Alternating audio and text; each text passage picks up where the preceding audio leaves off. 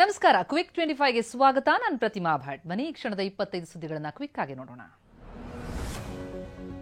ಬೆಳಗಾವಿ ಜಿಲ್ಲೆ ಕಿತ್ತೂರು ತಾಲೂಕಿನ ಅಂಬಡಗಟ್ಟಿ ಬಳಿ ಸಚಿವೆ ಲಕ್ಷ್ಮೀ ಹೆಬ್ಬಾಳ್ಕರ್ ಹಾಗೂ ಸಹೋದರ ಚಂದ್ರರಾಜ್ ಹಟ್ಟಿಹೊಳಿ ಇದ್ದಂತಹ ಕಾರು ಅಪಘಾತವಾಯಿತು. ಅಡ್ಡ ಬಂದ ನಾಯಿಯನ್ನು ತಪ್ಪಿಸೋದಕ್ಕೆ ಹೋಗಿ ಕಾರು ಮರಕ್ಕೆ ಗುದ್ದಿ ನಜ್ಜುಗುಜ್ಜಾಗಿದೆ. ಅದೃಷ್ಟವಶಾತ್ ಲಕ್ಷ್ಮೀ ಹೆಬ್ಬಾಳ್ಕರ್ ಹಾಗೂ ಕಾರ್ನಲ್ಲಿದ್ದವರೆಲ್ಲರೂ ಪ್ರಾಣಾಪಾಯದಿಂದ ಪಾರಾಗಿದ್ದು ಆಸ್ಪತ್ರೆಗೆ ದಾಖಲಾಗಿದ್ದಾರೆ. ಕಾರು ಅಪಘಾತಕ್ಕೀಡಾದ ಸಚಿವೆ ಲಕ್ಷ್ಮೀ ಹೆಬ್ಬಾಳ್ಕರ್ ಆಸ್ಪತ್ರೆಗೆ ಶಿಫ್ಟ್ ಆಗುವ ಸಿಸಿಟಿವಿ ದೃಶ್ಯ ಲಭ್ಯ ಆಗಿದೆ. ಕಾರ್ನಿಂದ ಇಳಿಯಲು 3 ನಿಮಿಷ ತೆಗೆದುಕೊಂಡ ಹೆಬ್ಬಾಳ್ಕರ್ ಸಹೋದರ ಚಂದ್ರರಾಜ್ ಹಟ್ಟಿಹೊಳಿ ಸಹಾಯದಿಂದ ವೀಲ್ ಚೇರ್ ಮೇಲೆ ಕುಳಿತು ಆಸ್ಪತ್ರೆಗೆ ದಾಖಲಾದರು. ಸಚಿವೆ ಲಕ್ಷ್ಮೀ ಹೆಬ್ಬಾಳ್ಕರ್ ಕಾರು ಅಪಘಾತದ ಬಗ್ಗೆ ಸಚಿವ ಡಾಕ್ಟರ್ ಜಿ ಪರಮೇಶ್ವರ್ ಕರೆ ಮಾಡಿ ಮಾಹಿತಿ ಪಡೆದಿದ್ದಾರೆ. ಹೆಬ್ಬಾಳ್ಕರ್ ಪುತ್ರ ಮೃಣಾಲ್ಗೆ ಕರೆ ಮಾಡಿದ್ದ ಪರಮೇಶ್ವರ್ ಹೆಬ್ಬಾಳ್ಕರ್ ಆರೋಗ್ಯದ ಬಗ್ಗೆ ವಿಚಾರಿಸಿದ್ರು. ಒಳ್ಳೆಯ ಚಿಕಿತ್ಸೆ ಕೊಡಿಸುವಂತೆ ಸೂಚಿಸಿದ್ದಾರೆ. ಅಪಘಾತದಲ್ಲಿ ಗಾಯಗೊಂಡು ಆಸ್ಪತ್ರೆಗೆ ದಾಖಲಾಗಿರುವ ಸಚಿವೆ ಲಕ್ಷ್ಮೀ ಹೆಬ್ಬಾಳ್ಕರ್ ಸದ್ಯ ಚೇತರಿಸಿಕೊಳ್ತಾ ಇದ್ದಾರೆ. ಸಚಿವೆ ಆರೋಗ್ಯದ ಬಗ್ಗೆ ಮಾಹಿತಿ ಕೊಟ್ಟಿರುವ ವೈದ್ಯ ರವಿ ಪಾಟೀಲ್, ಹೆಬ್ಬಾಳ್ಕರ್ ಎಲುವನ್ನು ಮೂಳೆ ಮುರಿತವಾಗಿದೆ, ಯಾವುದೇ ಶಸ್ತ್ರಚಿಕಿತ್ಸೆ ಅಗತ್ಯ ಇಲ್ಲ, ಇನ್ನೆರಡು ದಿನದಲ್ಲಿ ಡಿಸ್ಚಾರ್ಜ್ ಮಾಡ್ತೀವಿ ಎಂದರು. ಚಾಮರಾಜಪೇಟೆಯ ವಿನಾಯಕನಗರದಲ್ಲಿ ಹಸುವಿನ ಕೆಚ್ಚಲು ಕೊಯ್ದು ಅಟ್ಟಹಾಸ ಮೆರೆಯಲಾಗಿತ್ತು. ಇದೀಗ ಸಂಕ್ರಾಂತಿ ಹಿನ್ನೆಲೆ ಹಸುವಿನ ಮಾಲೀಕ ಕರ್ಣ ನಿವಾಸದಲ್ಲಿ ಬಿಜೆಪಿ ನಾಯಕರು ಗೋಪೂಜೆ ಮಾಡಿದರು.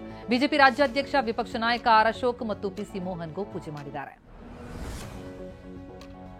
ಬೆಂಗಳೂರಿನಲ್ಲಿ ಹಸುಗಳ ಕೆಚ್ಚಲು ಕೊಯ್ದು ಕ್ರೌರ್ಯ ಮೆರೆದ ಪ್ರಕರಣದಲ್ಲಿ ಯಾರೇ ಇದ್ರೂ ಬಿಡಲ್ಲ ಅಂತ ಗೃಹ ಸಚಿವ ಪರಮೇಶ್ವರ್ ಎಚ್ಚರಿಸಿದ್ದಾರೆ. ವ್ಯಕ್ತಿ ಎಷ್ಟೇ ದೊಡ್ಡವರಿರಲಿ ಚಿಕ್ಕವರಿರಲಿ ಬಿಡೋ ಪ್ರಶ್ನೆಯೇ ಇಲ್ಲ ಅಂದಿದ್ದಾರೆ. ಮಂಡ್ಯ ನಗರದ ನೂರಡಿ ರಸ್ತೆಯಲ್ಲಿ ಶಾರ್ಟ್ ಸರ್ಕ್ಯೂಟ್ನಿಂದ ಎಲೆಕ್ಟ್ರಿಕ್ ಅಂಗಡಿ ಸುಟ್ಟು ಭಸ್ಮ ಆಗಿದೆ. ಪೃಥ್ವಿ ಎಂಬುವರಿಗೆ ಸೇರಿದ ಎಲೆಕ್ಟ್ರಿಕ್ ಅಂಗಡಿ ಬೆಂಕಿಗಾಹುತಿಯಾಗಿದೆ. ಅಗ್ನಿ ಅವಘಡದಲ್ಲಿ ಅಂಗಡಿಯಲ್ಲಿದ್ದ ಎಲೆಕ್ಟ್ರಿಕ್ ಉಪಕರಣಗಳು ಸುಟ್ಟು ಕರಕಲಾಗಿದ್ದು ಬರೋಬ್ಬರಿ 20 ಲಕ್ಷ ರೂಪಾಯಿ ಮೌಲ್ಯದ ವಸ್ತುಗಳು ಬೂದಿಯಾಗಿದೆ. ಕೋಲಾರ ಜಿಲ್ಲಾ ಆರೋಗ್ಯ ಮತ್ತು ಕುಟುಂಬ ಕಲ್ಯಾಣಾಧಿಕಾರಿಗಳು ಮೆಗಾ ಕಾರ್ಯಾಚರಣೆ ನಡೆಸಿದ್ದಾರೆ. ಕೋಲಾರ ಬಂಗಾರಪೇಟೆಯಲ್ಲಿ ತಲೆಗೆತ್ತಿದ್ದ ನಕಲಿ ಕ್ಲಿನಿಕ್ಗಳ ಮೇಲೆ ದಾಳಿ ನಡೆಸಿದ್ದು, ಶ್ರೀನಿವಾಸಪುರದಲ್ಲಿ 6, ಬಂಗಾರಪೇಟೆ ಕೋಲಾರದಲ್ಲಿ ತಲಾ 1 ನಕಲಿ ಕ್ಲಿನಿಕ್ ಮೇಲೆ ದಾಳಿಯಾಗಿದೆ. ವಾಹನ ಸವಾರರನ್ನ ತಡೆದು ದಂಡ ವಸೂಲಿ ಮಾಡ್ತಾ ಇದ್ದ ಅಮಾನತುಗೊಂಡ ಕಾನ್ಸ್ಟೇಬಲ್ನನ್ನ ಸಾರ್ವಜನಿಕರೇ ರೆಡ್ ಹ್ಯಾಂಡ್ ಆಗಿ ಹಿಡಿದಿದ್ದಾರೆ. ಹುಬ್ಬಳ್ಳಿ ಉಪನಗರ ಪೊಲೀಸ್ ಕಾನ್ಸ್ಟೇಬಲ್ ಉಮೇಶ್ ವಾರಪ್ಪನವರ್ ಸಮವಸ್ತ್ರ ಧರಿಸಿಕೊಂಡು ವಸೂಲಿ ನಡೆಸ್ತಾ ಇದ್ದ. ದೆಹಲಿ ಮುಖ್ಯಮಂತ್ರಿ ಆತಿಶ್ ವಿರುದ್ಧ ಎಫ್ಐಆರ್ ದಾಖಲಾಗಿದೆ. ಚುನಾವಣಾ ನೀತಿ ಸಂಹಿತೆ ಉಲ್ಲಂಘನೆ ಹಿನ್ನೆಲೆ ಎಫ್ಐಆರ್ ಆಗಿದ್ದು, ಕಲ್ಕಾಚಿ ಕ್ಷೇತ್ರದ ಅಭ್ಯರ್ಥಿಯಾಗಿರುವ ಆತಿಶಿ ಸರ್ಕಾರಿ ವಾಹನವನ್ನು ವೈಯಕ್ತಿಕ ಉದ್ದೇಶಕ್ಕೆ ಬಳಕೆ ಮಾಡಿಕೊಂಡ ಹಿನ್ನೆಲೆ ಚುನಾವಣಾಧಿಕಾರಿ ಎಫ್ಐಆರ್ ದಾಖಲಿಸಿದ್ದಾರೆ. ಬೆಂಗಳೂರು ಸೇರಿ ಕರ್ನಾಟಕದೆಲ್ಲೆಡೆ ಸಂಕ್ರಾಂತಿ ಹಬ್ಬದ ಸಡಗರ ಕಳೆಗಟ್ಟಿದೆ. ಬೆಂಗಳೂರಿನ ಕೆಆರ್ ಮಾರ್ಕೆಟ್ನಲ್ಲಿ ನಸುಕಿನ ವೇಳೆಯಿಂದಲೇ ಜನ ಹೂವು, ಹಣ್ಣು, ಕಬ್ಬು ಇನ್ನಿತರ ವಸ್ತುಗಳ ಖರೀದಿಗೆ ಮುಗಿಬಿದ್ರು.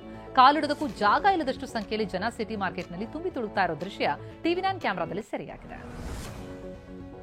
ಬೆಂಗಳೂರು ಗ್ರಾಮಾಂತರ ಜಿಲ್ಲೆ ದೊಡ್ಡಬಳ್ಳಾಪುರ ತಾಲೂಕಿನ ಮಾರುಕಟ್ಟೆಯಲ್ಲಿ ಸಂಕ್ರಾಂತಿ ಹಬ್ಬಕ್ಕೆ ಕಬ್ಬು, ಅವರೆಕಾಯಿ ಖರೀದಿಗೆ ಜನ ಮುಗಿಬಿದ್ದಿದ್ರು. ಕನಕಾಂಬರ ಕೆಜಿಗೆ 1,500, ಮಲ್ಲಿಗೆ 1,000 ರೂಪಾಯಿ, ಬಾಳೆಹಣ್ಣು ಕೆಜಿಗೆ 80, ಕಬ್ಬು 50 ರೂಪಾಯಿಗೆ ಮಾರಾಟ ಆಗಿದೆ. ಸಂಕ್ರಾಂತಿ ಹಬ್ಬದ ಹಿನ್ನೆಲೆ ಸಾಂಸ್ಕೃತಿಕ ನಗರಿ ಮೈಸೂರಿನ ದೇವರಾಜ್ ಮೊಹಲ್ಲಾದ ಅಮೃತೇಶ್ವರ ದೇಗುಲದ ಬಳಿ ಹಸುಗಳಿಗೆ ಅಲಂಕಾರ ಮಾಡಲಾಗಿದೆ.